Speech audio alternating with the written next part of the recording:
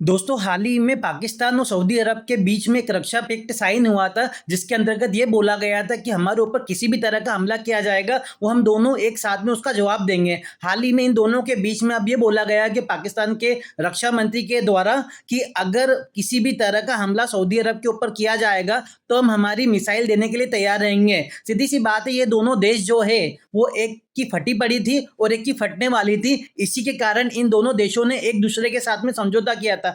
अब मैं आप लोगों को बता देता हूं कि किसकी फटी पड़ी थी और किसकी फटने वाली थी। सीधी सी बात है, पाकिस्तान की फटी पड़ी थी क्योंकि भारत के द्वारा जब ऑपरेशन सिंदूर किया गया था तो इनके पाकिस्तान देश को तहस नहस कर दिया गया था। इनके नूर खान बेस के ऊपर छक्के उड़ा दिए गए थे। अब बात रही है कि किसकी फटने वाली है। सीधी सी बात है, इस समय पे सऊदी अरब की फटने वाली है, क्योंकि जब इजराइल ने कतर के ऊपर हमला किया था तो इनको समझ में आ चुका था कि अगला हमला जो हमारे ऊपर हो सकता है। इसलिए ये धनवान देश ने एक गरीब देश, ये कह सकते हैं भिखारी देश, पाकिस्तान के साथ में मिलकर हाथ बढ़ाया। वैसे देखा जाए तो ये लोग एक बहुत टाइम से एक दूसरे की सहायता कर रहे थे, रक्षा सहयोग कर रहे थे। बस अब इसको एक तरह से ऑफिशियली कर दिया गया है और पाकिस्तान उचका उचका गया था कि हाँ, हमारे पास में न्यूक्लियर पावर है, आप हमारे न्यूक्लियर पावर ले लो। सीधी सी बात है, ये लोग इजराइल को दबाना चाहते हैं। अब भारत और इजराइल के बीच में भी इस तरह के रक्षा पैक्ट आगे आने वाले में हो सकता है कि साइन हो जाए। वैसे भारत को किसी भी तरह का डर नहीं है। भारत अपने आप में इतना सक्षम है कि दुनिया का कोई भी देश उसके सामने आ जाए,